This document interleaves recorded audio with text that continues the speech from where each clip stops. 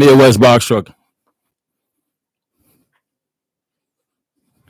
I'm gonna wait for a few people to come in before I actually get into the live stream. But I think this live stream tonight should be a really good one. I'm expecting a lot of engagement, and I have a few topics that I kind of want to cover. But like I said, I'm gonna wait for the room to build up, and then we're gonna kind of get into everything.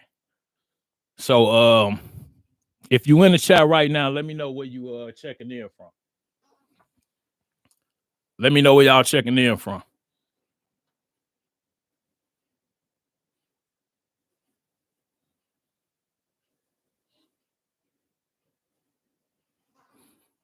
And yeah, once we get a few more people in, we're gonna get right into it.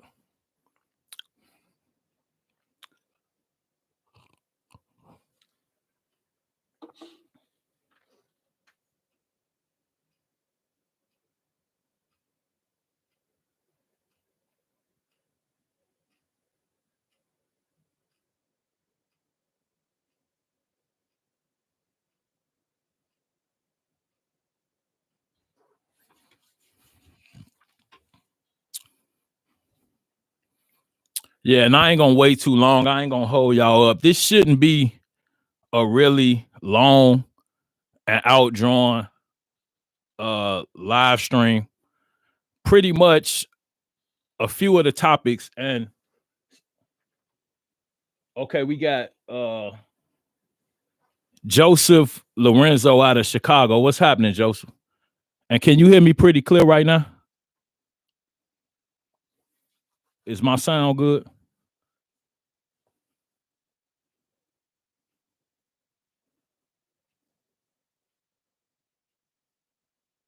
Okay, got you. So, like I said, we're gonna go ahead and get into it. A few of the topics that I kind of want to touch on tonight, like I said, I expect it to be kind of a engaging live stream. I kind of want to touch on content creation, social media, and just the box truck space in general. Okay. And I'm gonna kind of engage with the chat as I go, but I'm just gonna kind of move through these topics and bounce back and forth as I go. So first and foremost, let me say this. This space is small, but competitive.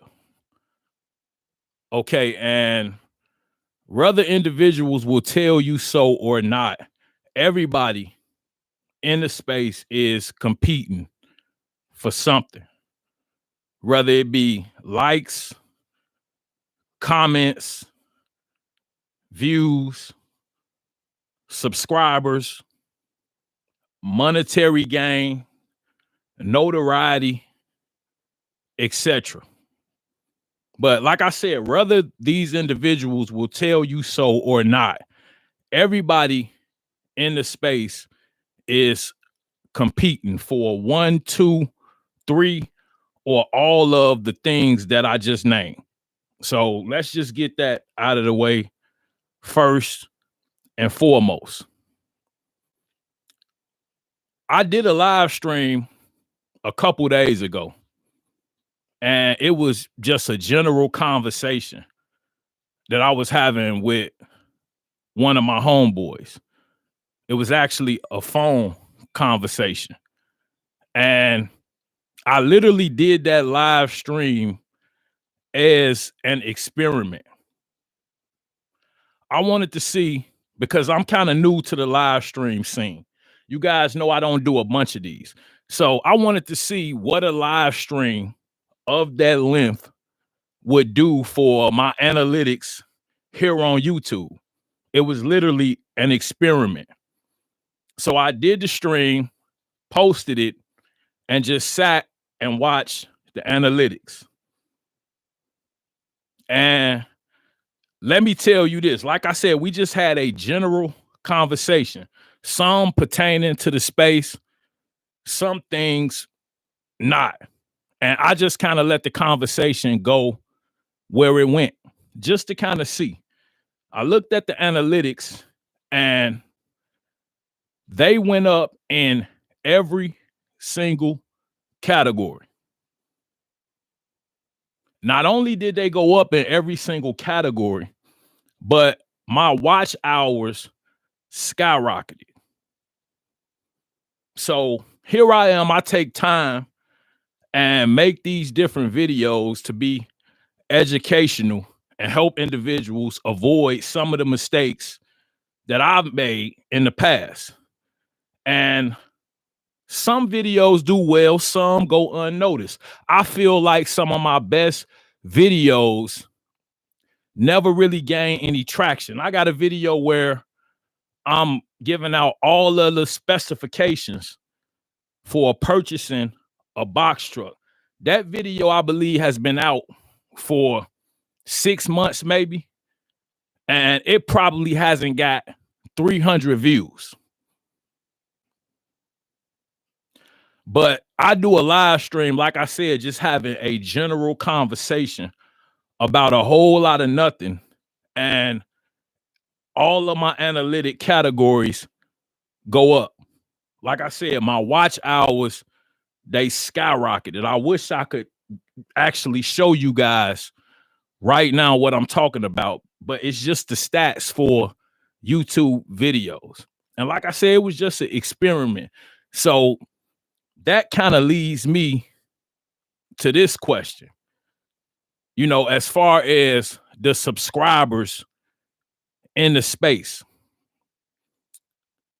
And that question is, you know, what exactly are you guys here for? Like, that's my question to you. Like, is anyone even actually still here for education? I feel like personally that most individuals have accepted the fate of their box truck businesses one way or another. And whether that be success or failure. But I feel like most individuals at this point look to content in the box truck space more for entertainment than they do education. I think people take in and they watch some of the educational videos, but I feel like even in the box truck space, most of the consumers, being the subscribers in the space, come more for entertainment and drama. And I mean, there's nothing wrong with that. But my thing is, you know, I just wonder exactly, you know, what individuals consume the content for. You know, I've been asked to do workout videos.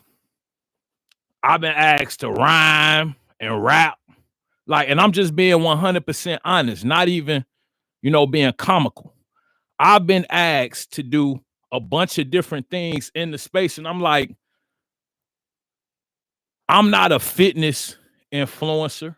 You know, I'm not a rapper or, you know, and it might seem like, you know, this is comedy, but I'm just being 100% honest. And I've been told, well, like, it's content, you know, this, that, and the other. And I feel like, you know, I don't want to be held to whatever standards that some creators may be held to. You know, it's things that some people might be cool with doing that I'm not necessarily cool with doing, or, you know, I just haven't thought about doing. Let me say that. So those things have came up. You know, I've been asked to speak on other creators and different situations that, in my opinion, are not my business. So, you know, I kind of stay out of different situations. I see them, I perceive them, and then that's that. You know, I don't really have an opinion on certain things that occur on YouTube, similar to a lot of the other content creators. I'm sure that they see and witness a lot of what goes on in the space from a bunch of different channels. It's not one or two, but a bunch of different channels in the space. I'm sure a lot of individuals see, and take in the content, but don't necessarily have an input. So, I'm no different. I don't necessarily have it's not my business, and like I said, in my opinion, some of y'all are the problem, and certain individuals somehow they know all of the YouTubers. Like, how do you guys know all of the YouTubers? Tell me that. How did you even get contacts on, these individuals get close to and cool with all of the YouTubers? And then it's not enough to watch individuals on YouTube. Individuals want to know creators personally, and it's like, I don't know, it's just it's kind of crazy to me. I think people go to each creator one by one, whoever they could get close to, and kind of stir the pot. That's just how I feel. I think certain individuals are stirring the pot in the space for their own entertainment, fun and giggles and so forth. So that's just my opinion on that, but I don't necessarily have an opinion on, other content creators and what they do. That's their channel, and whatever individuals choose to do, that's their business. Okay. And something else that comes up often in the space, that a lot of individuals talk about is, should you purchase courses, consultations, coachings, and mentorships? And in my opinion, I feel like that's up to the individual. The creator, they create these products. It's up to you, the consumer, to determine the value, whatever it may be, 500, 1,000, 5,000, whatever their price is. You as the consumer determine the value in those products that you purchase, whether they be, like I said, courses, mentorships, consultations. I think a lot of individuals purchase services because they don't want to do the research. And like I said, that's fine, but you determine the value on whatever you purchase. And I would say just do your research, use your gut, your instincts, and your senses. You should be able to analyze whether you believe an individual is knowledgeable on whatever they're selling you, and if it's worth your money beforehand. So like I said, when it comes to the consultations and all of that, and whether or not you should purchase them, like I said, the value of those products are up to you, and you have to decide. That's not up to me to decide. So that's kind of what I think about that. And I started off the same way as a lot of you guys. I had a favorite content creator. I was already in a Sprinter van, and I got into a Sprinter van not off YouTube, just off of research on the internet. YouTube wasn't really talking about Sprinter vans when I started, but while I was in a Sprinter van, I caught on to YouTube videos. I had a favorite content creator and so forth. I used to wait for an individual to drop videos just so I could gain knowledge and different things on the space. but I never contacted that individual for a consultation or a course or any type of I've never talked to him. Like I said, I did my research and gained all of my knowledge from just watching the content. You know, I waited, watched every video, took notes, and kind of implemented a lot of what he was talking about into, the way I approached Amazon Relay when I rented a box truck and started out. But me personally, I never purchased any of those products or services. But like I said, a lot of individuals I feel like don't want to do the research. So that's up to you to say, hey, you know, I'd rather purchase this service and, you know, get the knowledge that way than going through videos. Or I like to read, you know, and get different viewpoints outside of YouTube. That's another thing that I'll say, you know, pertaining to this video. We as creators, when we start these channels, you know, there is no real rule book. You know, it's not, you know, a standard work or guidelines. YouTube has particular things that they don't want you to do and they don't want you to say. But like I said, these channels don't come with a rule book. So that's some individuals need to realize as well. I am not forced to tell you the truth about anything. I'm just being 100% honest right now. I can come up here and lie all day long. I'm saying me. I'm not talking about other individuals. I'm saying me. If I want to get on YouTube and just make up stuff and say outlandish things, I'm not going to get in trouble. So that's something else that individuals need to realize. As long as I follow the few guidelines that YouTube has, there is no rule book on anything that I say having to be true or me actually providing value. Like I said, it don't come with no guidelines. So individuals need to realize that this is social media. At the end of the day, some of the things you see on YouTube may not even be real. Let me just say that. And I ain't gonna even elaborate. I'm just gonna say some of the things you see on YouTube may not even be real. This, for the most part, is pretty much entertainment. It's social media. I think some individuals take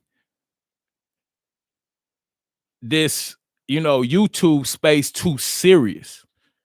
You know, at the end of the day, it's up to you to do the legwork and educate yourself properly before you guys start these trucking companies.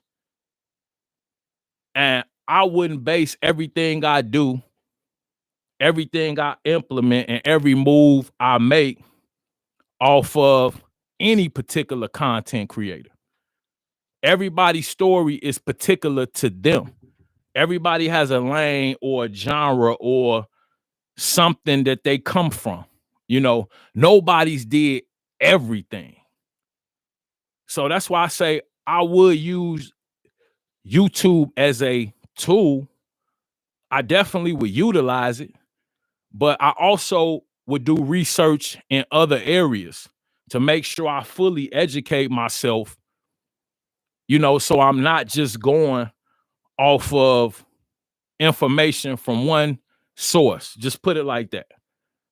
So that's up to you guys. Another thing that I don't agree with, and I just would never do it. It's okay to get mentorships. You know, it's okay to get coaching and consultations. That's cool. Like I said, you determine the value. But at the end of the day, you started a trucking company. You are the CEO. You're the chief executive officer. You can take advice, you can take coaching, you can take mentorship. But at the end of the day, you should be the individual making the executive decisions. Why would you pay another individual to make executive decisions on your behalf pertaining to your business? Like, how much sense does that actually make to you? That's why I say I would take the information, I would take the coaching, I would take the mentorship, evaluate it, make my own decision, and then go from there. But just letting any individual make all of the decisions within your business, like, that don't make sense to me. And I feel like that comes with not doing the research. You're not educated on different things that you need to do to get everything in place and up and running. So you would rather pay another individual and then a year or two down the line run into it's a bunch of certifications that you need when you start in these companies. So if you skipping over things or you got information that's missing, then it's going to come back to haunt you later on down the line. Be it a year, you got to have a registered agent. You know, it's certain certifications I'm not even going to completely just sit and go through. But like I said, you at the end of the day should be the individual making the executive decisions for your trucking company. That's just part of being the owner. So I would never be asking another individual to make decisions on my behalf. You know, that's just don't make a whole lot of sense. Corey Jackson, what's happening? Mike Poole, I see you back for another one. How you doing? Yeah, but those are just a few of, you know, the topics that I wanted to kind of touch on. And I feel like the trucking industry, you know, from the 70s, 80s, 90s, and on has always been kind of, you know, rough around the edges, if you will. You know, it always been kind of full of a little gangsterism and thuggery. I'm just being 100% honest. You know, that's always been the trucking industry. It's always been a little rough around the edges. It's just that before YouTube, Facebook, and other social media platforms, a lot of things wasn't so highly publicized. Like, everybody saw the situation in Atlanta, I believe it was, where the individual in a box truck pretty much almost ripped the on and off of the McDonald's drive-through speaker. And that probably was a couple months ago. And I can remember watching the video. And I'm thinking the individual could simply turn the steering wheel completely to the left and then put the truck in reverse and back away. And he would have avoided a whole bunch of damage. But instead, with people screaming, yelling, blowing the horn, this individual, after he hit the awning, proceeded to continuously drive forward. I mean, the side of the truck just boom, boom. I know he feel the whole truck vibrating. So it went from a panel or two being damaged to the whole side of the truck. And then he even ripped the back roll-up door, etc., off. Never stopped, never got out, looked at any damages, just drove away. I mean, with people blowing the horn at him, he just drove away. I had to think, like, did he purposely rip the box off so they couldn't tell that the damage started at the first top 6 inches? Because I watched it and it just didn't make a whole lot of sense. But you got these type of events, you know, showing up on social media, and then you hear individuals complaining about why the rates at Progressive and other insurance companies are increasing. They see these videos as well, because that was just senseless. Like I said, he could have simply turned the wheel hard to the left after he hit it. For whatever reason he hit it, he could have turned the wheel hard to the left and simply reversed away. But he chose to tear the entire box off the truck. And it was all on camera. Like, you know, some of that stuff be senseless. You know, I also had somebody contact me here in the Chicagoland area. Buddy of mine. He say, man, look at this. He sent me a picture. He sent me a picture of some unfortunate individual that was in Country Club Hills, Illinois, which is right outside of the Chicagoland area. Country Club Hills pretty much is Chicago in a lot of ways. But some unfortunate individual parked a yellow rental Penske truck in the lot at Walmart in Country Club Hills. I don't know if he jumped in the car with a chick and rode away, went away somewhere. I don't know if he, you know, got a ride or an Uber, but for some reason he left a brand new, probably like a 2022 Penske rental truck in the lot at Walmart, Country Club Hills. So some individuals noticed the truck, and this is going on a lot right now. It's been going on for the last couple years. They peel his back tires off the rim at the Walmart in Country Club Hills. I got the pictures. I'm going to put it in one of my upcoming videos. Peeled his back tires off the rims. You know, new trucks have new tires. They don't put retreads on new trucks, of course. You know, some of the rental trucks and different trucks have retreaded tires. You got to look out for that too. But individuals look for brand new tires.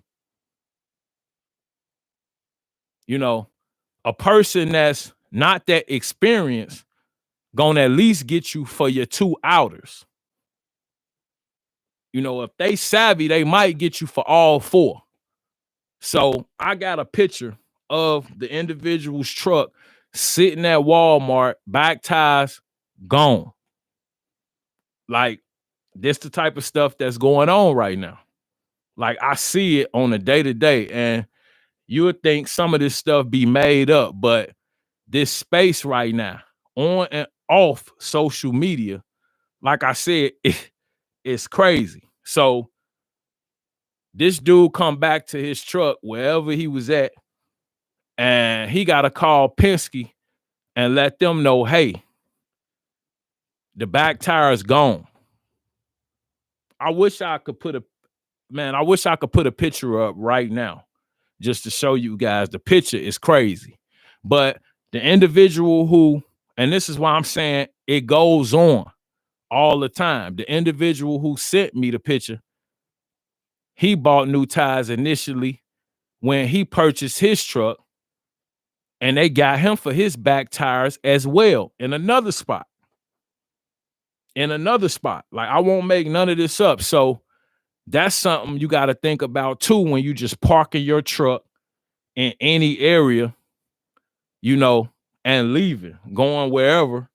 Because a lot of individuals tend to do that. They'll park their truck in some random lot, leave, lock it up, and come back. Well, just know you may come back and need a tow truck. Like, that's where we at right now. So I've seen that as well. I'm also like, I could go on and on. I'm also talking to an individual, and I'm explaining to him how to start his truck if he's ever unfortunate enough to run out of gas, or if he ever experiences a cold start to where he needs to use starter fluid. So I'm explaining to him how to use the starter fluid. And because I'm telling him to do this, and I know you have to do it a certain way, I'm like, hey, don't spray a whole lot of this in the inlet. You just then you start it up. You turn the key forward, you let it sit for 20 to 30 seconds, turn it off, do that 3 or 4. So I'm explaining all of this to him. But I'm like, don't spray a lot in there because you could cause a fire. Better yet, you could possibly cause an explosion. Do y'all know what this man holler out? So, and I'm just being 100% honest. Like, y'all think this comedy.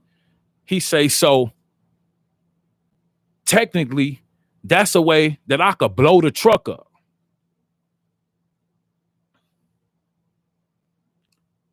Blow the truck up? What you talking about?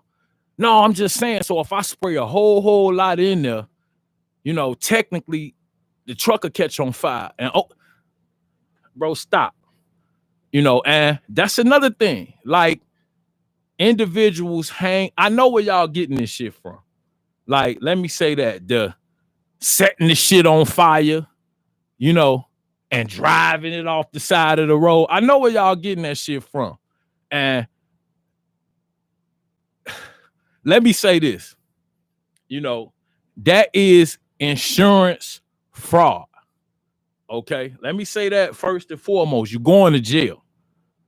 So I'm just gonna say, and it's just my opinion, it's better ways to get out of your financial situation than to blow these people equipment up.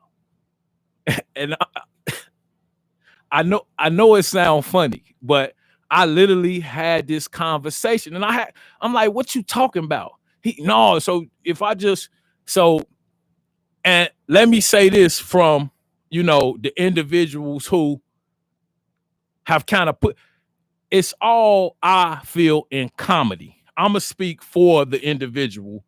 It's all in comedy, but it goes to show you that certain individuals are not that bright.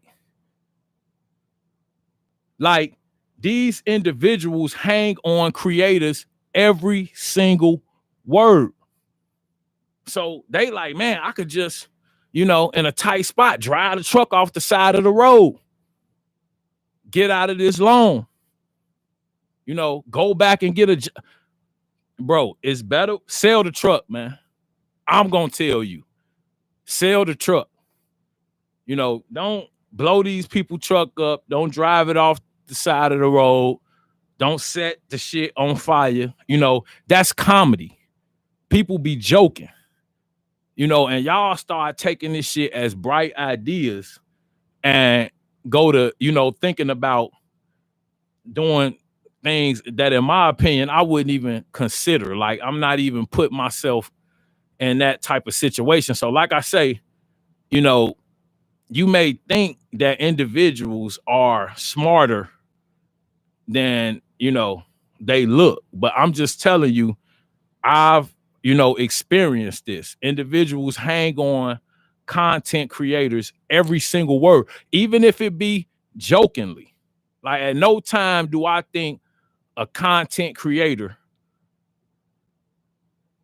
really wasn't advising anybody to drive a truck off the side of the road. It was a joke, and I'm speaking for them. So I'm gonna leave that there. But yeah, it's a lot going on in the space, and like I said, it's small, but it can get crazy at times. It's extremely competitive, and yeah, it could get wild.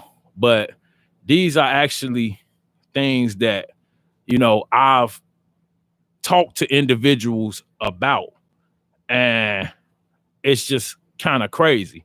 So, like I said, at the end of the day, in my opinion, with individuals, what they come to the space for, we as a whole are content creators. First and foremost, our job is to create content, that does well, that's viewed, and so forth. Everything else comes after the fact. So that's some individuals got to realize. And I just feel like I said, a lot of individuals come to the space for entertainment. So that's just kind of what it is. Just be honest. I mean, we've seen that. So check these.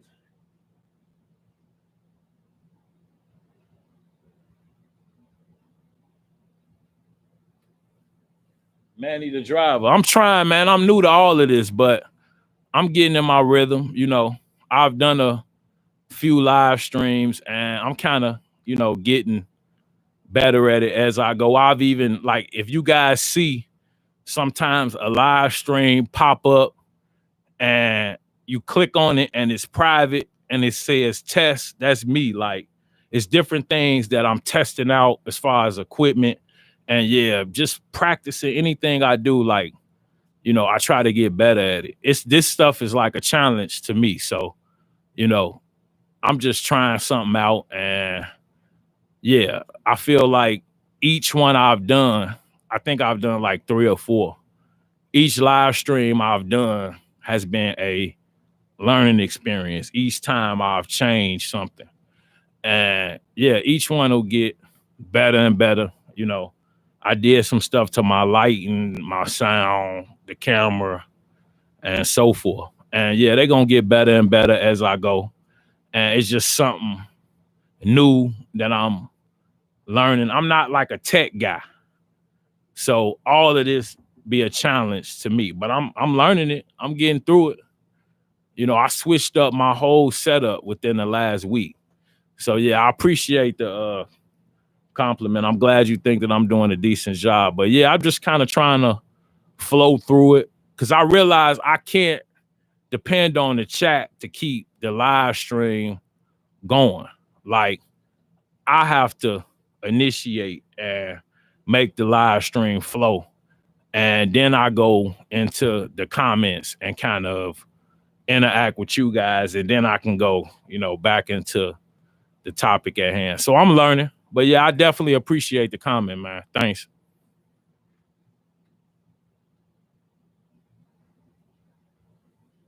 Ghost to Kill Gundy. What's happening? How you doing? He say cold blooded, man. You know where we at. But yeah, man, you got to be careful. It's things you could run into that you just wouldn't think. You wouldn't think you could go somewhere and, buddy probably, like I said, dipped off with a chick and come back. He might have booked a load before he got back, and he can't run no load. Like, back tires out of there. So yeah, they'll peel them right off. Like I said, especially the outers. That's what I see a lot of. They peeling them outer back tires right off of there.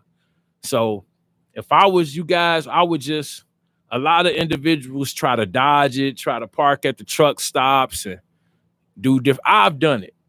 Let me say that. Just being 100% honest, I've done it, tried to dodge paying for parking, but it's better to park in a secure location.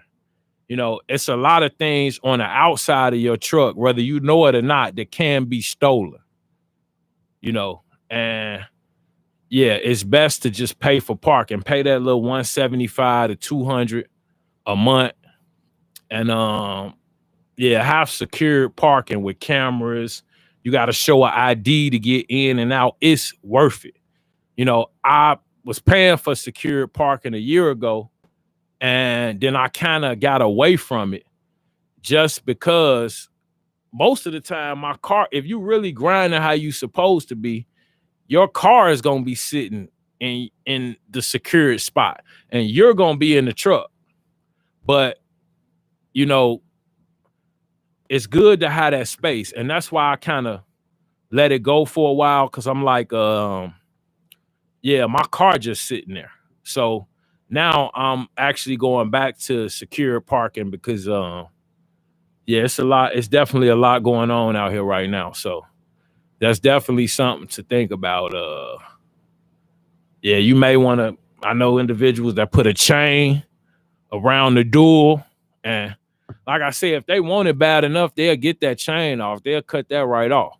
But most individuals not moving around, you know, with lock cutters in the butt. Some are. So like I said, you gotta just be careful and protect your equipment. Definitely. He said cold-blooded. Yeah, definitely. Gotta be careful. Got to be more careful. Yeah, it's definitely ignorant, because I mean, if you got a box truck, you should be making enough money to go buy your own tires. But everybody looking to save a couple dollars right now. So you, like I said, you just have to be careful. But yeah, I don't agree with it at all. It's sad because, like I say, not only are tires probably $500-$600 a piece for some new good tires, you know, not retread, you know, but you never know. An individual could book a load, he come back, got 15-20 minutes to get somewhere, no back tires. You know, he rolling on the inners.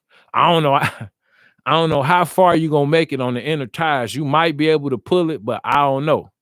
That, you know, that's risky. So I don't know how he got out of there. I would have liked to see, you know, how he probably just called Penske.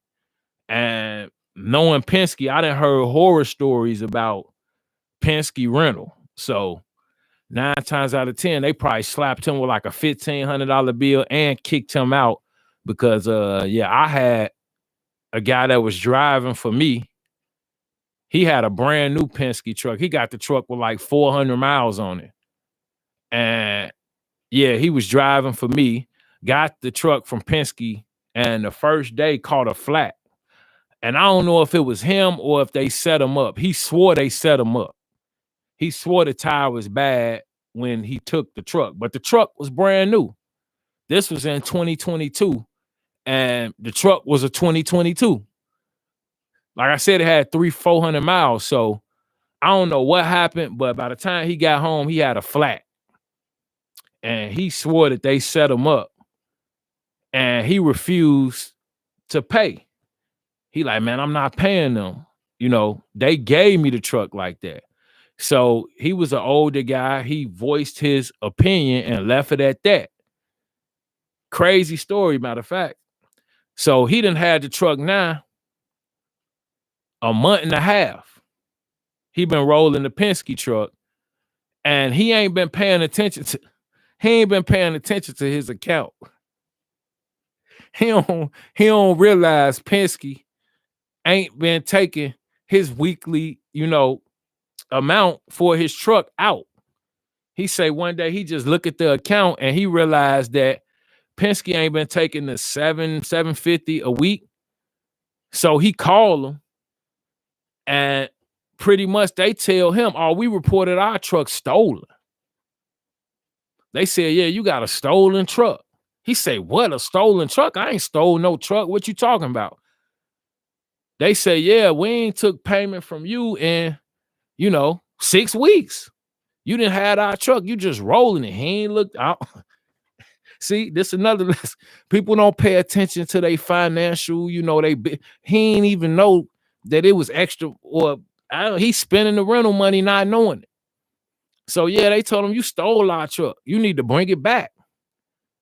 So he like, oh man, F Penske, and he say scam artist, and pretty much, yeah, they told him not only, did he owe them for all of the weeks they ain't charge him, but they still wanted him to pay for that tire. I mean, that's what they told him. Like, you still owe us for the tire. I told y'all gave me the truck like that. I ain't blew no tire. They told him, you owe us this, man. So yeah, he had and I ain't gonna even go into how that situation ended, because it's a whole lot more that happened with that truck. But I ain't gonna put people personal business out on the internet to that extent. But yeah, it was a whole lot more that occurred with the truck. In the end, like I said, it was a horror story. And yeah, he ended up with like 6 weeks of a rental bill. So whatever dude that came out of Walmart, I don't know how long he may have been. He probably had just got that truck. 9 times out of 10, Penske cut him off. I guarantee you, like, Penske gave him the boot, because that's how they are.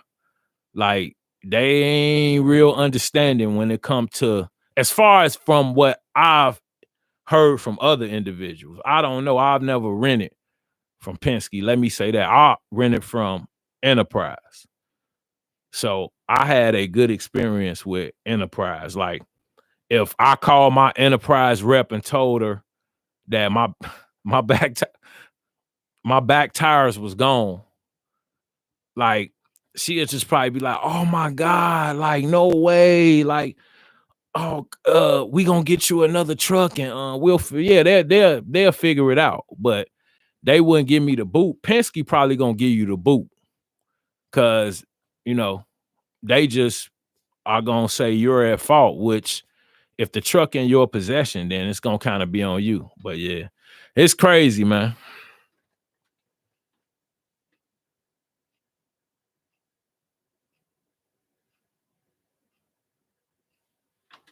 Let me try to catch up on some of these. I'm just talking away. I told y'all I'm gonna make the stream flow. I ain't gonna just be depending on the chat to make the stream flow, but I want to keep up with you guys and interact as well. So let me catch up on some of these.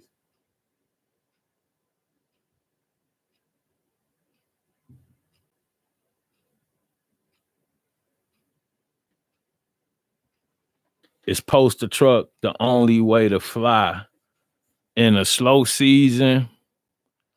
I would definitely implement it. Poster truck can be tricky because it could get you in some sticky situations. I know a lot of people that don't deal with poster truck at all. They just don't trust it. And I've had my fair share of issues with poster truck. Poster truck took me for a ride into peak season, and that's why most of peak season my score was like a 95 to a 96%. And right after peak season, luckily I got back up to 100%. But I definitely would implement poster truck, but the score is gonna make a whole lot of a difference. And I'm just experiencing that now. I can run stronger right now with 100% score in the slow season, better than I did with that 95% during peak. Because, like I said, Amazon has the performance score metrics down to a T right now. So the way it's working out, 99% and lower, you pretty much out the game. And yeah, you gotta wait. And the further you go down, 98, 97, 96, the worse that it gets. And it's just kind of like they make you wait longer and longer to see a load that another individual may just be sitting there looking at. So if I had a bad score, I definitely would be dependent heavily on poster truck. But like I said, depending on the area, because I am in the Chicagoland area. So everybody knows here and a few other areas are known to have higher than normal rates, different from what a lot of individuals see across the US. So I don't know, but like I said, I would implement it, but it just is kind of up to you whether or not you want to just use it for all of your loads. But if you having trouble finding loads, then I mean, what else you gonna do? I know a lot of individuals are struggling with performance score issues in general, especially pertaining to app usage and location. I kind of talked about that in one of my last few videos, how a lot of individuals are struggling with app usage because they're closing the app while they're running loads, which is causing them to get hits on their performance score. And all you have to do is, like I said, I'll reiterate, you keep the app open. You do not have to let the app navigate you. You simply just need to keep the app open to where you can see the address to where you're going.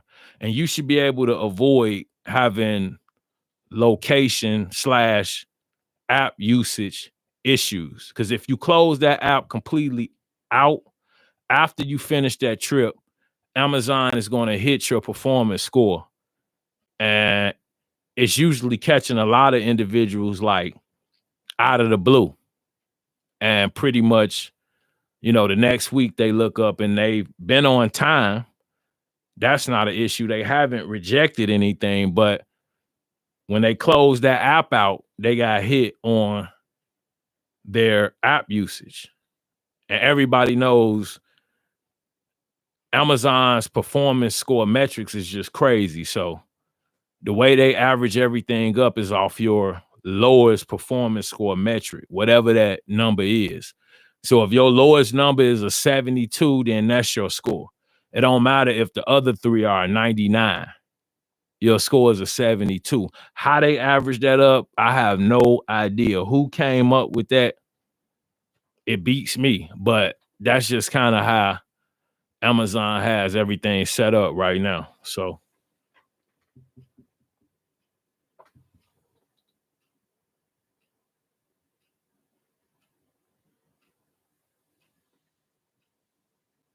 Manny the driver said he new to box trucking.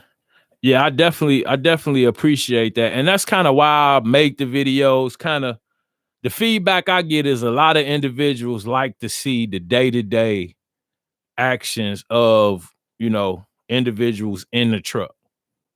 So I always try to mix a little of that in. I like to teach and educate and give out knowledge, as well. But I always try to mix in, just the day-to-day of trucking. But like I said, when I started, I was in a Sprinter van and I caught on to YouTube and I was a fan, and like I said, I had a favorite creator. I watched all of the videos and I couldn't wait to get in. Like a lot of individuals that's, believe it or not, still to this day, the brave individuals still, gearing up to come into, the box truck space. So believe it or not, yeah, it's still a lot of individuals getting their ducks in a row still to enter into not only box trucking, but cargo vans, the semi space as well. So yeah, it's a never ending cycle. But I was a fan, and yeah, that's what inspired me to kind of, start my journey. So when I started making videos, I always wanted to kind of, provide that type of content. But yeah, I enjoy making videos. So, you know, it's not rough for me at all. It's kind of time consuming getting everything out. It's easy to make the content, but it's hard to kind of distribute it because first off, I only release my content at certain times due to, once again, like the YouTube analytics. I kind of pay attention to that. So they got certain time frames. So I don't want to just be releasing 3 videos back to back. It's just certain ways that it worked that a lot of individuals wouldn't even understand. But yeah, I enjoy doing it. And like I said, I was a fan. And yeah, I always try to bring that content as well. But also, like when I started, it wasn't as much box truck content available. Let me say that. It was a few good creators, but for the most part, it wasn't the abundance of content that's around today. It's an abundance of content. And that's another thing I'm going to touch on. A lot of you individuals should be a lot more successful than you are. That's why I say a lot of individuals are not really consuming and implementing what they're viewing on YouTube, because if you really just go through and do your research and I did it when I started my trucking company in 2019, I did research for at least 6 months before I did anything. I did at least 6 months, and I worked third shift. Like I said, I was a CNC operator, a machinist. So all I did all night long was put one engine head into a machine. If it needed to, I switched the tolerances around in the CNC monitor. You make offsets, negative or positive, X, Y, Z, and you could change the form of a part. So if I put a part in, something was off, I make my offsets, and my machine ran my parts for the rest of the night. I literally sat and got paid for 6 months to research stuff about the cargo van business. So I actually enjoyed my journey. I just sit on third shift up all night long and on Google research the cargo van business. What certifications I needed, how to start a business, where I needed to go to start a business, and so forth. So it took, like I said, it was 6 months before I did anything. And one day I did it at work. I never forget it. I did it at work. I said, I'm finna create my LLC tonight. And that's what I did. I went on LegalZoom, created my company name, and started my company. And then after that, I was on the first thing smoking out of there. And yeah, but I didn't, like I said, go and have another individual do the legwork for me. Like I did it myself.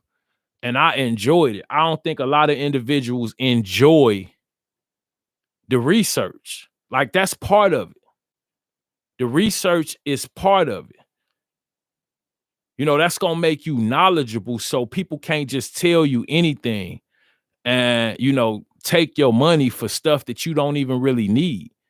But I don't think individuals in today's age like doing research. Like people just want, to get to the bag.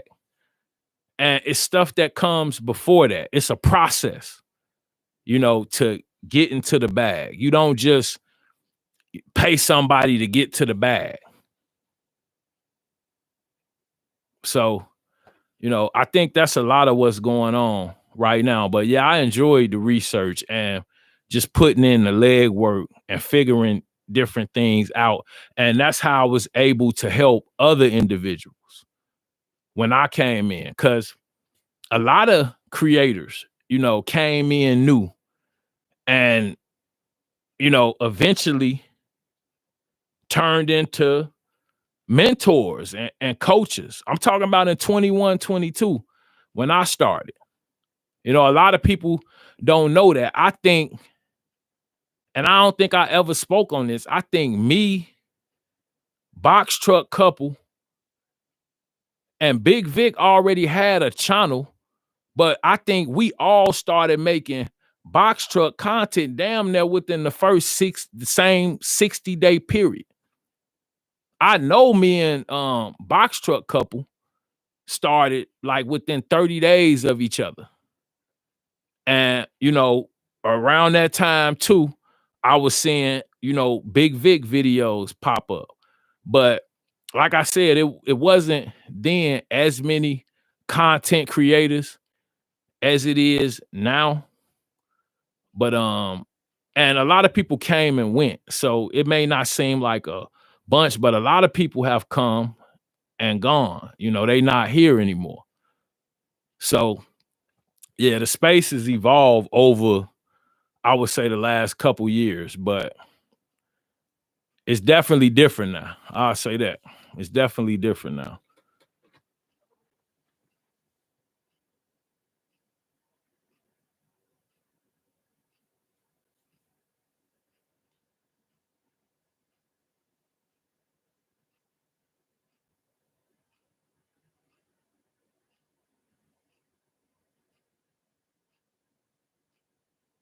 So you say you Ghost of Kill Gundy.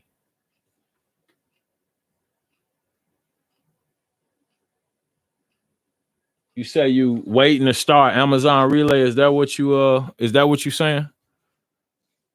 Cause yeah, they got the 6 month 180-day rule now. That's one of the new things too.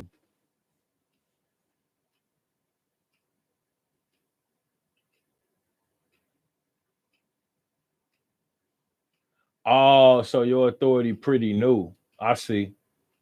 Yeah, January. Man, you ain't even 30 days in. Yeah, I would say just, you know, first thing I would do, because I know you'll probably be eligible, is I would kind of try to get on some gig apps. And I'm gonna do a video, kind of giving out some gig apps that's not so much touched on in the space. But yeah, if I was starting a trucking company new, I definitely would get on the gig apps and just sign up for as many as possible, because a lot of those don't have a time frame in which your authority has to have been aged. A lot of the brokers gonna want at least 6 months right now, probably a year. So it's gonna be an uphill battle with that. And then another thing I say, a lot of individuals depend on Amazon Relay right after that 6 month time frame. And I see a lot of individuals that don't get right in at the 6 month mark. So some individuals have to wait 8, 10, a year. Some individuals have waited longer than 6 months to get approved for Relay nowadays. So that's something that you also have to think about. You may not get in for Relay right away. So you got to have some type of backup plan. That's why I said if I was a new trucking company, I would try to find every gig app I could and yeah, sign up for those. And then also something that I kind of been telling myself, don't be afraid to use your personal vehicle to make money, whether it be Uber, DoorDash, Grubhub, or etc. I think a lot of individuals don't you got Amazon Flex. You could do that. So that's something to think about as well. And it's crazy because a lot of people do relay, but they don't do flex. I don't do flex, but I may start. I'm just gonna be honest. Like, you got to be open to doing different things. So it's nothing wrong with, like I said, using your personal vehicle or trying out different gig apps or so forth. I've been kind of looking into maybe I was a lot younger, but I used to work for a temp service, and one of the places they would send me was Labetta. It's like a mattress factory. And yeah, I learned how to carry a mattress. I was just telling somebody this. I learned how to carry a mattress pretty much just on my shoulder. It could be a king size, no matter how heavy, like, and you could do it too. It's simple. Once somebody show you, you got to get in the mattress from the middle and you just let it fall on you and boom, you could walk with it.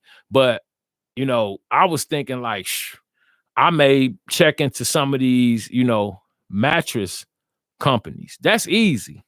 Mattresses, box springs, that ain't really hard labor. So I was thinking about looking into some of that, just, going to some mattress. I got a couple other spots I've looked at where another thing I would look for is places that's renting trucks. Cause I got videos probably from way back when where I walked in a place that refurbished exercise equipment. I don't even remember what video that was, but I walked in and thought I got a contract, but once I talked to them, the money they was talking about, I wasn't up for it. And they even offered for me to drive their trucks, and I'm just like, it wasn't worth the money that they were talking about. I was better off just running my own truck. So yeah, I kind of passed on it. But if you see places with dock doors and rental trucks, just think about it. They're renting a truck. So if you could go talk to them the right way, you may be able to negotiate something where you could make your truck available to them instead of them renting. And then you could probably get a lot of the money that they're paying to rent a truck. So I got a couple spots too I've been looking at that got rental trucks that they keep on the property. I know Ashley Furniture, they do that. A lot of times they'll use rental trucks. I've seen that before where it's been like rental trucks at Ashley Furniture. So those are things that I probably would just look into to kind of see if you could kind of pick something up on that end, because all you really got to do is go present yourself. And if you could talk to people the right way, and I was just telling somebody that as well, like, the world we live in today, people don't really talk to each other. Like, it ain't as social as it once was. So, I know sometimes I get in my moods where I don't want to be bothered. But I think that's just kind of the nature of people right now where everybody ain't so friendly. Cause I'm like, I was telling somebody like, people don't open their mouth and talk and present themselves anymore. Kind of like, people did back in the day where individuals would,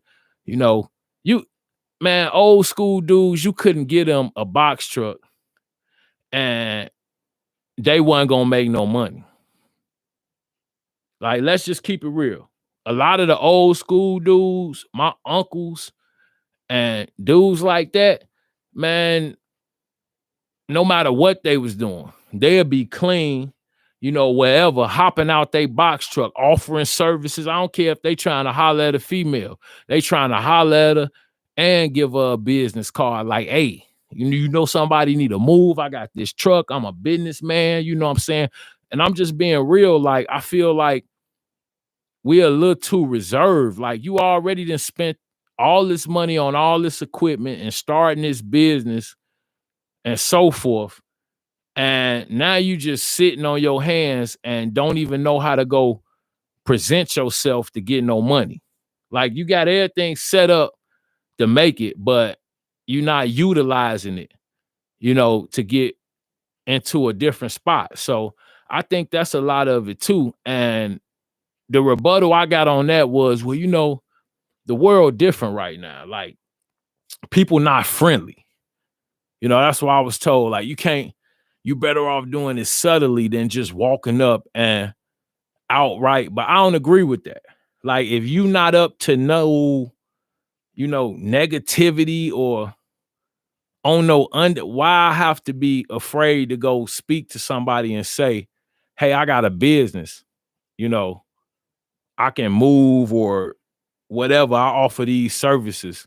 And if they not interested, they not interested. When I started, I remember I went around, I had a cargo van and I put my business cards, all around the college campuses because I knew the students would move.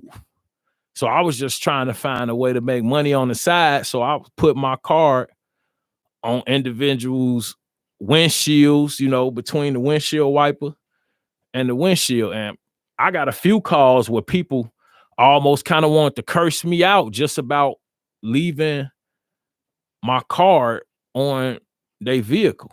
And I just simply told them, like, hey, I'm just trying to make some money. I know students have to go to U-Haul and stuff like that. And I got a van. So I was just trying to see, well, now the car stuck to my windshield and I got an imprint and, I really didn't. So yeah, I got flack about leaving business cards, but that got to be something you're willing to deal with after you go through all this trouble to start a business and then, you just sitting on your hands. I'd rather take the risk of, getting turned away or whatever. That's just something you're going to have to deal with. I wouldn't be afraid of that.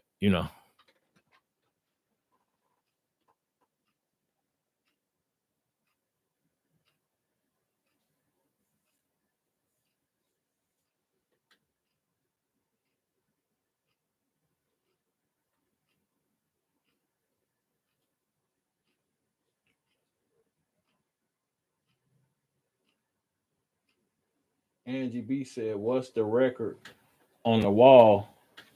Yeah. Yeah, I'm a rapper too. I'm a gangster rapper. I'm I'm being funny. I'm joking. No, that's something I picked up just as decoration. Like, yeah, I just saw it. It's actually Jimi Hendrix. I don't know if you can see it because my light is kind of crazy, but yeah, it's beaming on there. But yeah, I'm gonna probably end up changing some stuff around. But yeah, it's a picture I picked up. I liked it. I just kind of like the coloring and it kind of matched some other stuff. So yeah, that's what that was. But yeah, that's just a picture I picked up. How you see that, Manny the driver? Did you see one of my other live streams, or can you just tell by the record design? I ain't think you could really see it because I noticed that like the light was kind of shining, but it don't really matter. Any brighter picture is gonna kind of reflect like that. It is what it is. If y'all would have saw it a few weeks ago, it just was like, yeah, I kind of touched a few things up. But yeah.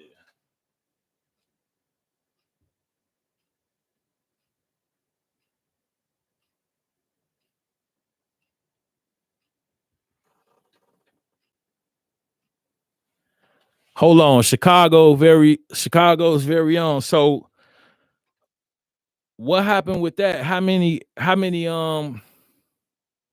miles they allowing you to drive in a night? Like how that work? I thought it would be like a weekly mileage cap. Like how they banning you for driving too many miles? How far did you drive in a night?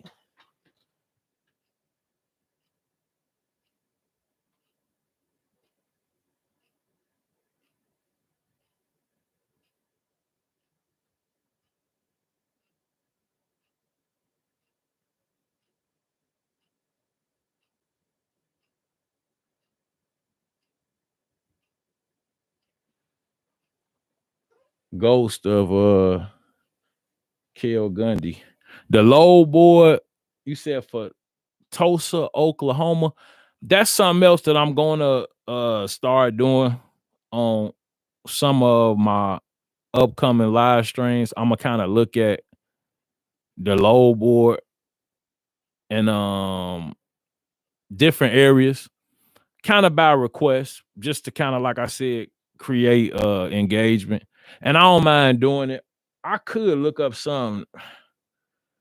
You said Tulsa, Oklahoma. I could look them up on my phone, and just kind of give you like a general idea of what things are looking like in that area. But that's something that I've been thinking about doing on the channel. Definitely, is kind of like looking at uh different areas on Amazon relays, load board. But I'm gonna tell you right now, like everything is really like scarce. Like if you catch a good rate, it's gonna be like a last minute spot load. It's not gonna be like, something that is just gonna be readily available. They dropping at like, I would say $1.60 to $1.80 a mile. That's what I'm seeing a lot of the rates coming out at, and they'll increase, but I'm not seeing much over like 280, 290 a mile, just to be 100% honest. So yeah, you have to catch them like last minute. But I definitely have thought about like doing some low board lookups, and I'm gonna do a live stream on some frequently asked questions. And I probably will do something. It'll be more, I'm gonna set it up different, but I do want to talk to some individuals that I know, like in the trucking space. I know a few different individuals in semis, box trucks, and so forth. So I do want to I'll talk, because that was another thing. I did the live stream while I was just kind of, like having a general conversation with my home. And that was a question I got. They was like, did he know that you shared that and I'm like, what type of like, what type of person would I, first off, what type of police activity is that to record somebody and then not tell them that you're going to put it on social media? So of course, the individual knew that I shared the conversation. But yeah, I just got that question, and he's actually going to come back on the channel and, you know, just kind of do a discussion. That's what I want to do. And I told him, I'm like, because those sometimes be the real conversations. A lot of times the conversations I have behind the scenes are, some of, like I said, the realest conversations. I do try to have some type of censor on YouTube and not just be, all out there. Sometimes I kind of will deviate, but most of the time I kind of try to be more censored on YouTube. But yeah, the conversations I have with individuals privately are, yeah, like I said, those real conversations. And that's why I get a lot of the information that I bring back to the space, like I said, with the tire situation and things of that nature. So it's just something that yeah, it just kind of, I don't know. It is what it is.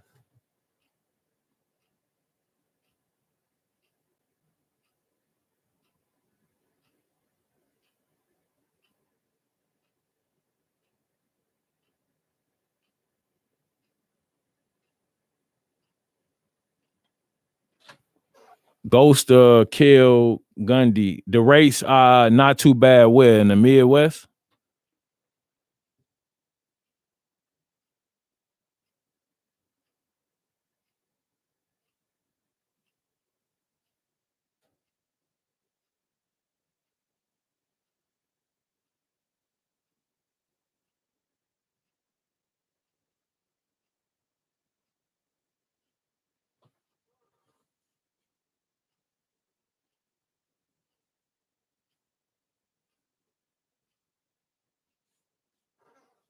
You said you thought about leasing on to someone. Yeah, that's a possibility too. Um Yeah, you can lease on. I would just say once again, that's something that I would do my research on as well. You know, y- you got to be careful because some people, you know, they'll go in. I had a situation where I was charging the guy 30%. It was something he did to cause me to charge him 30%, but people could charge you whatever they want to let you lease on. So I would just be careful. And once again, do your research, go through a few different people because it's a lot of people, once again, on Indeed. And that's something I will utilize as well. I've talked about that, but I will utilize Indeed.com and just go on there and look for different contracts or brokers and so forth to move your equipment because it's a lot on Indeed. Now it goes fast, and then like I said too, I'm not gonna co-sign it and say whether they're good or bad because I've ran into some piss poor contracts. Well, one and another one that started out really good, and yeah, that turned bad later on down the line. But I did get a really good contract that I was running off of Indeed, and then I had one that wasn't so great. And yeah, I don't think I stayed with them even 2 weeks. It was like 2-3 weeks. And yeah, I just removed myself because I wasn't gonna waste my time, my fuel, my effort, and my energy. And I ain't feel like I was being paid properly. And there was things going on that, I ain't agree with. So sometimes you just gotta kind of weigh your options. Another thing that, especially here in the Midwest, that you may run into, be careful because some of these guys on Indeed will overload your truck. I've had 11,000 pounds on my truck before, and I didn't know it was gonna be that heavy until I was actually loaded. And the only way I found out is once I started driving and I realized luckily the truck had a transmission gauge, which told me how hot the transmission was getting. And I normally watch my gauges. So I knew where that gauge sat at operating temperature. And it was higher. Once I put the load on and started driving, that transmission gauge, the temperature went up. And I'm like, why the trans getting hot? So if you got one of those gauges and you get a load on your truck that's too heavy, it's probably gonna make your transmission get hot. And yeah, they'll stick 11, 12,000 pounds, on your truck. And they'll on the BOL have 8,000, 7,500, but you're not going to a scale every time you're loaded. And a lot of this work, they have you all over the Chicagoland area, the suburbs, up north, and so forth, just study loading and putting stuff on. So one pickup might weigh 4,000 pounds, and then you might pick something else up that weigh 5. So you got to be careful with those companies because they'll use you and they'll abuse your equipment. And that was something that I started to butt heads with both of the contracts that I ran. One, the one that was, like I said, it wasn't so great. They were sending me down like on the lower end of Chicago, into really tight areas where it was a bunch of vehicles parked and the streets was really small. And some of the drop points was even in like alleys. So even though I'm in a rental truck, I'm calling the guy I'm running for and I'm complaining like, man, where you sending me? It doesn't even accommodate a truck of this size. These, areas, you need to send a cargo van down here. And so, yeah, that happened a couple times. I was too heavy a couple times. And then he tell me, oh, well, you didn't tell me, man, you move box trucks. You know a box truck shouldn't carry over 9 to 10,000 pounds max. And that's max. In my opinion, I would say 8, maybe, just being safe, because you don't want to stress different components on your truck. Yeah, to carry it, but at what cost? So that's something to think about, when you dealing with some of these companies that will list themselves on Indeed. But it's definitely work out there if you looking. It just kind of depends on what you willing or not willing to do.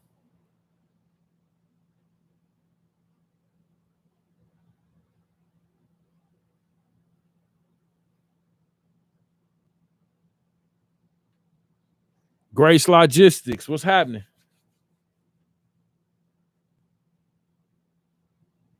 Great Polo in the building. What's happening, Great Polo?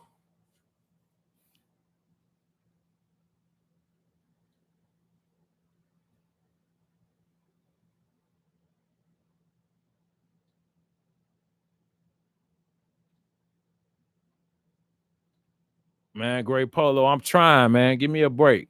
Hit the like button. How about that? I'm trying. You see, I'm working. I'm gonna get it together. Great Polo say my setup ain't right. What y'all think? It's all right. It's working. I mean, we getting through the stream. That's what matters. That's all that matters. I'm new to this. I'm a rookie. Y'all know I make pre-records. Y'all know I ain't no live streamer.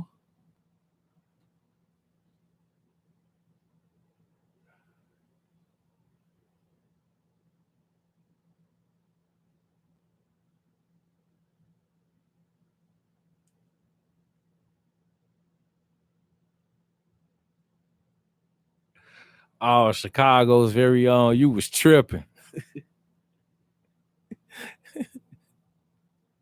say say say Budget was upset after that one, huh?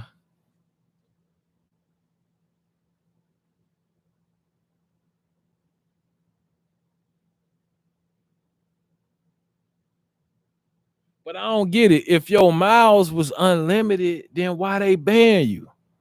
Like, I don't know. That don't kind of make sense. Like, if you had unlimited miles, which seemed like a good deal, what they ban you for? That's crazy.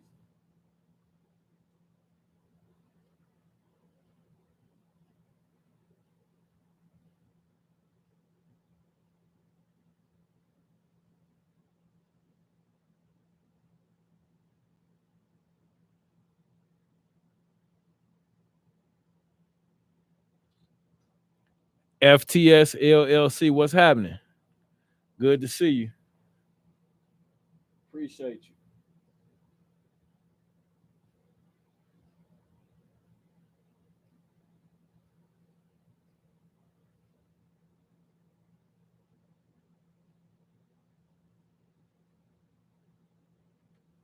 Chicago's very own. You say you a machinist? Yeah, that was a the job was decent. I mean, I know it's, but yeah, I was actually on it was a CNC machinist like assembly line. And yeah, we assembled the heads for the tractors. And yeah, it was like 6 machines on one side and 6 machines on the other side. And yeah, they all had a different operation. And I started at the beginning of the line, which is like the worst. You're gonna do the most work.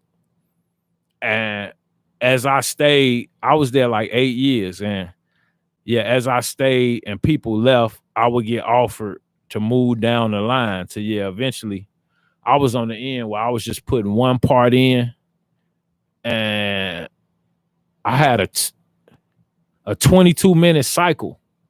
So I put a part in, strap it down, make sure it was located. Yeah, if you're a machinist, you got to check the locators, make sure ain't nothing loose. Cause yeah, if you put the part in, well, something that a lot of people do too, new people will forget to like pressurize the tombstone or the fixture, and yeah, you finna tear the spindle up.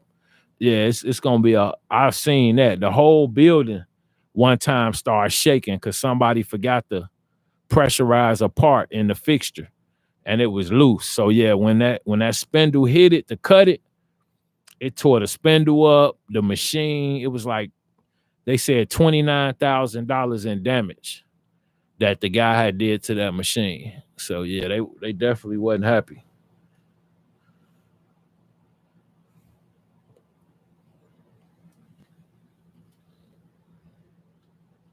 You say you drove. I can't even say that up here. You say, oh man, Chicago's very old. You buck. I'm gonna just say that, bro. You buck. That's my word for you, man. I ain't got no words for you. I thought I was wild, but you wild, bro. Man. Look at FTS LLC. He said, "Look, y'all read FTS LLC comment, man, please. See, y'all finna get me started up here.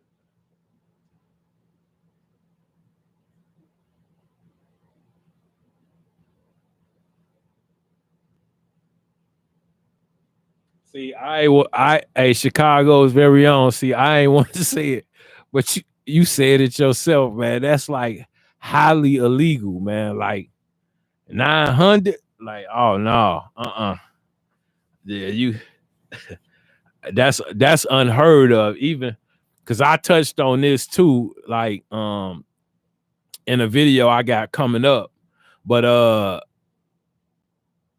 the cargo van drivers, in my opinion, they are some of like the real road warriors. Them guys outdrive everybody.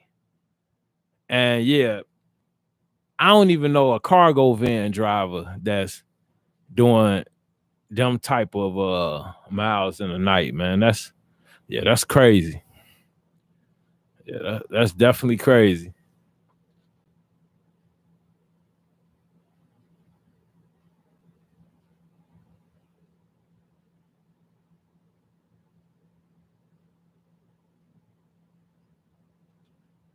Wait, Chicago's very own. So you saying you still machining now?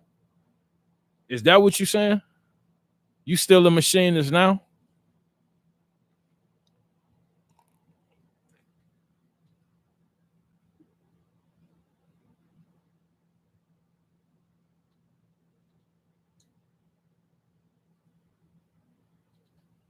Yeah, you definitely built for this. I'll give you that, man. I gotta give credit where credit due.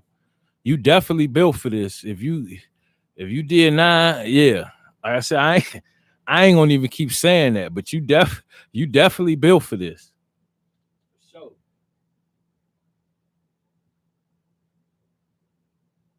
oh, okay, I got you. I got you. So you say you got rid of your equipment? I got you.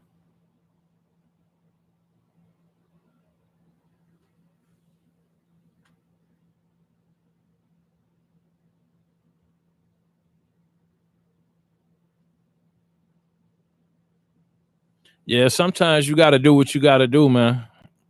You gotta do what's best for you. Like it's not you can always come back, and now you kind of know what to expect. Are you planning to come back? Like what's your plans as far as the future? You gonna just keep machining? Cause that's a decent I don't know what it pay now, but that's a decent job. Like a lot of people retire from that. That's kind of similar to being a welder. I know welders make a little bit more than machinists, but it's really similar. It's really similar. I would rather machine and weld any day.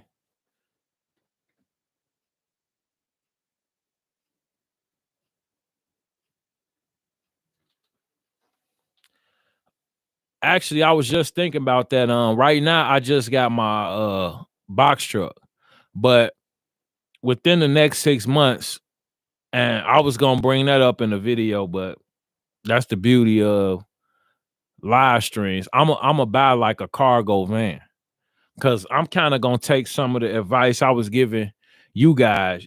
I could have been had a cargo van, but I've been kind of trying to focus my attention on the box truck. But yeah, I'm gonna probably add like a cargo van just to keep around. Like I said, do gig apps, maybe get like a daytime contract and so forth.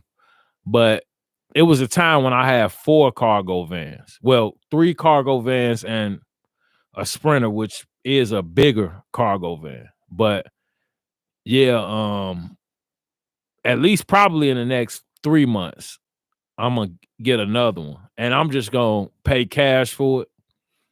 Probably pick one up like at the auction, like I did in the past, and just keep it around. So I could be more versatile. If something comes up that I could run in a cargo van, then that's what I'll do. If I need to utilize the box truck, then that's what I'll do, either or. But that's kind of what I've been thinking about over the course of the last week. And I'm gonna probably start looking within the next 2 or 3 weeks because I was thinking about getting like a SUV. And I might just go with a cargo van and say, forget the SUV for now. Cause you could do a little bit you could do a lot in the SUV, but you could do more in a cargo van. You know, right now you could even get money in a car. You know, it's gig apps where you specifically could just use your car. And yeah, I would utilize that. But yeah, I'm definitely planning on adding a cargo van within the next, like I said, 3 to 6 months, probably sooner. And when I do, I'll bring it to the channel and let you guys check it out. Like I said, it's gonna be something just completely paid for with, you know, moderate miles in decent condition.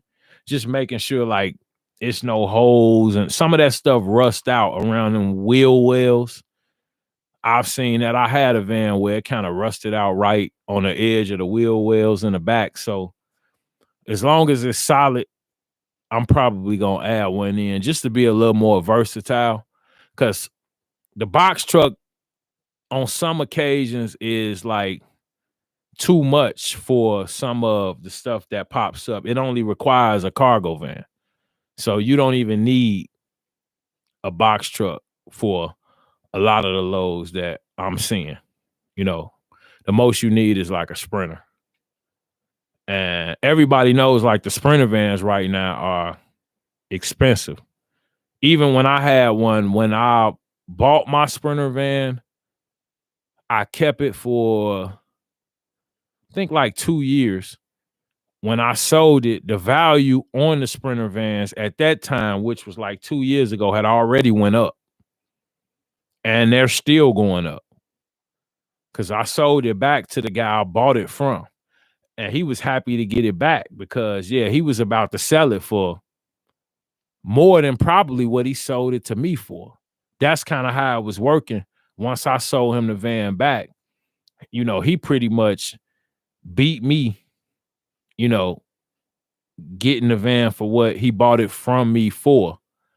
And yeah, if I could go back and do it all over again, I would have traded that van and got my own box truck right then. I think I sold the van probably 3 months after I started renting that Enterprise truck. So yeah, if I could go back and do it again, I would have just traded the Sprinter as collateral and yeah, jump right in my own truck then. So yeah, that was kind of a mistake that I made, just being a little too cautious, which we see what can happen, but sometimes you got to take a risk, you know, and that's a time where I should have took a risk and just jumped in my own truck. I think trucks was like 35 grand then because they was rising when I sold my Sprinter.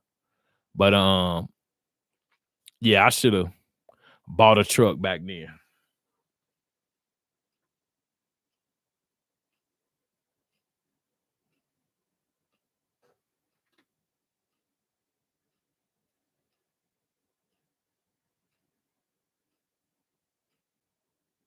Yeah, that was a crazy drive though, man. How did you get through that? Like that many miles, how many Red Bulls or how many cups of coffee, no dose, like what did it take you to get through? Cause what that take? How long did that take you to do that? I'm not even being I'm curious. Like, how long did it take you to complete that many miles? Cause yeah, yeah.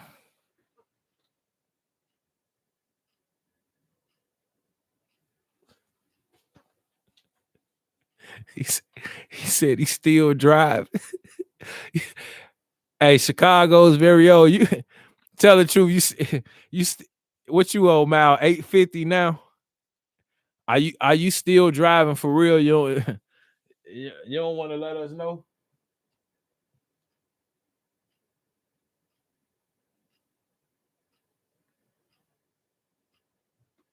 Yeah, I bet them mountains did keep you up, man. Yeah, you right. If you sleepy and you get into like weird traffic or road conditions, it'll definitely wake you right up. It take one strange thing in the middle of the night, it'll wake you right up. Like I had a video that I made and somebody asked me like, "Did you catch it?" And I didn't catch it, but I'm driving through the worst snowstorm that I probably had ever operated in, and I'm getting droopy eyed, but I'm woke. Everybody know how it be. And out of the blue, I just see a deer. And I'm talking about in the heaviest blowing snow, it's a complete whiteout. I just see a deer just take off in front of me and go running up the middle of the road. So I'm droopy eyed and it just wake me straight up. And I'm like, oh, and I missed him by like a hair. I almost would have hit him on the driver's side because he crossed over and started like running up the middle. And that was one of the craziest things I had seen. It was lightning while it was snowing. Like, yeah, it was a crazy night, but it woke me right up. I wasn't sleepy no more. Not after that.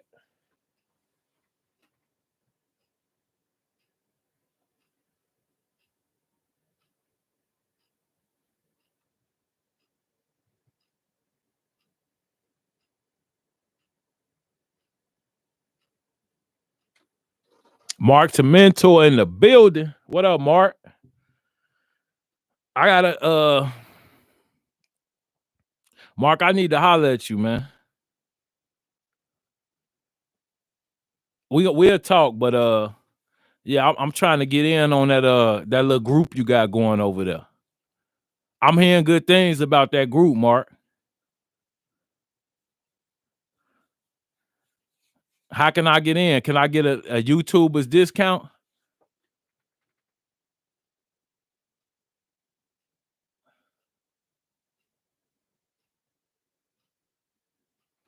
Yeah, great polo. I want in on them lives, man. I've been hearing good things about them lives.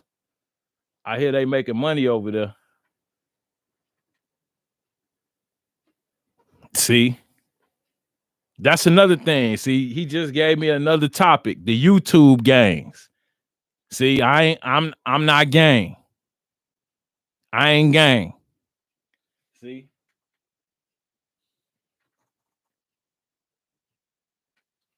Mark gonna look out for me. Great polo. I'm MGM gang. Put me in MGM gang. I seen the live stream. I tried to click on it, but I knew I wasn't getting in because I knew it was members only. But yeah, I might have to join that. I'm trying to get some seriously, like I'm trying to get some tips. So yeah, we'll definitely have to talk for real, for real.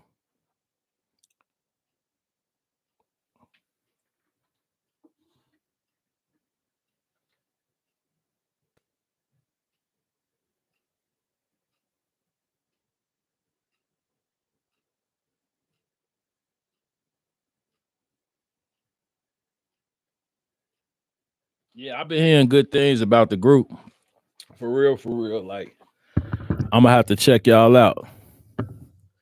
Great Polo, you be everywhere too, don't you? Are you stirring that pot, Great Polo? Are you one of the ones stirring the pot? I'm just asking.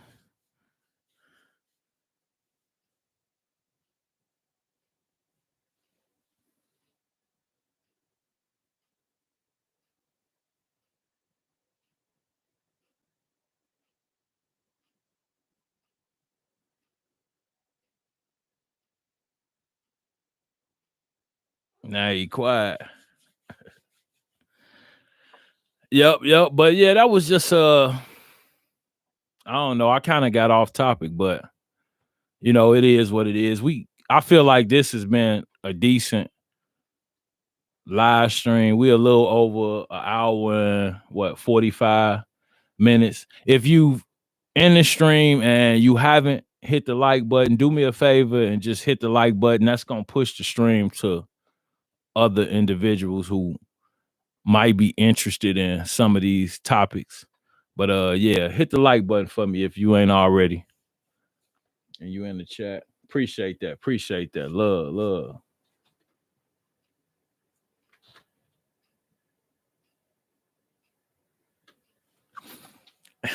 He said he only mess with me. Man, Big Vic cool, man. I like Big Vic. I like Big Vic, man. I like all look, put it like this. This is something else I'm gonna say. Right. I commend anybody that will put their self out on social media because nobody has to do this. Let me say that. So I commend anybody that puts themselves out on social media, to educate or, enlighten individuals, and it's not easy. It's almost like a part-time job. So, you know, it kind of is what it is. But like I said, it takes a lot of courage to come out here and put yourself, on YouTube and, just out. I know a lot of, tough dudes. They not gonna get on YouTube. They're not. They scared of stuff so I'm just being honest. Like a lot of people not gonna put their self out here. It takes courage, to put yourself on a platform where you gonna come under all type of scrutiny and so forth. This a public platform. So I just feel like, you know, I commend anybody that does it, in all genres, because nobody actually has to, you know, do this, And like I said, that goes back into my topic. You kind of just gotta pick and choose who's right for you. Just like you got a social circle outside of social media, the same way on social media, you have to be selective and choose, who you value and what information that you're going to take in. That's just kind of on you. But believe it or not, everybody has, their favorite. One person might say this particular individual is their favorite, and then the next person might say, hey, this is so, I've heard everybody at one point and period of time been somebody's favorite. I've heard different names pop up, but that's just kind of, left up to the individual. Oh, Mark, I appreciate you, bro. Hey, you ain't have to do that, man. I definitely appreciate that, man. For sure, for sure.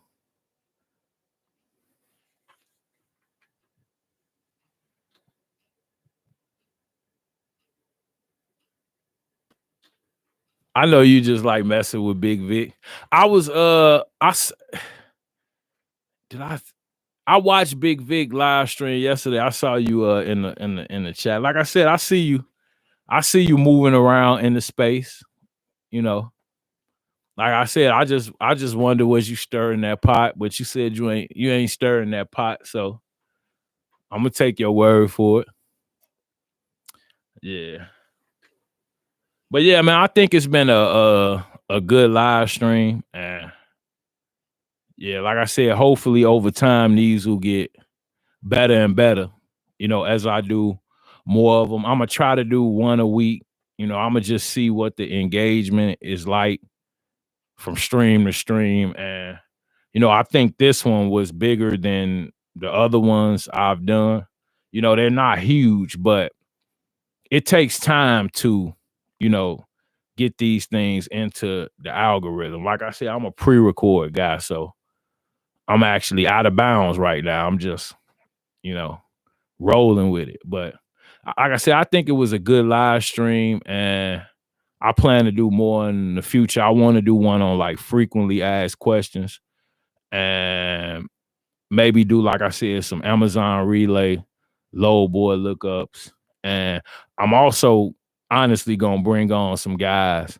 And yeah, I'm gonna let them know, but yeah, I'm gonna bring on some people and just have some conversations with some people I know personally and just get their perspective of, the trucking industry as a whole. Cause I know individuals in cargo vans, like I've helped start a few cargo van companies. I know a lot of individuals in box trucks, of course, and at least 2 or 3 semi drivers. So across the, space on all of the lanes, I kind of want to bring individuals in and just, you know, give their experiences from 2021 or 2020 until now. Because that's kind of the conversation I was having, just the way things have changed, overall in the space in general. Like I said, on and off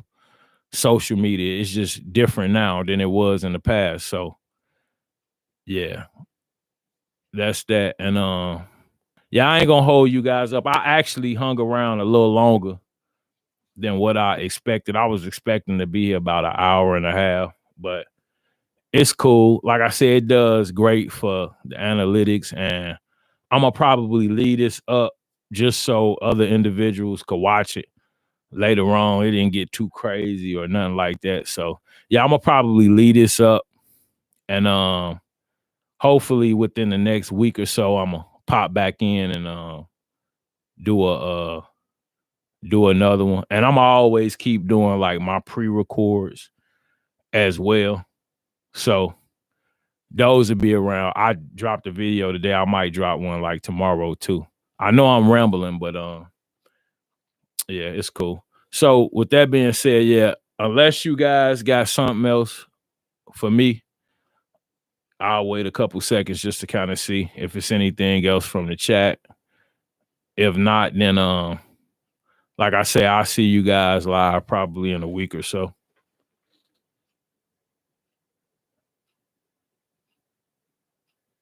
Manny the driver. Oh, no problem, man. I appreciate y'all gracing the live stream. Like I said, hopefully these will grow sometime, in the future. But if not, I'm cool doing them how they are. It'll be a replay. So if people not here live, then they'll catch them later. It's cool. Ain't a biggie. But I appreciate all of y'all for coming out and kicking it with me for a minute.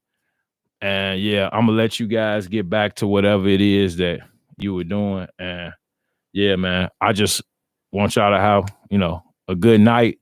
Stay safe out there, and I'll catch you in the next one. FTS LLC, man. Yeah, be safe out there, my guy. I'll catch you on the next one. And with that being said, man, I'm out. Y'all have a good one. Chicago very own. Appreciate you. Appreciate y'all.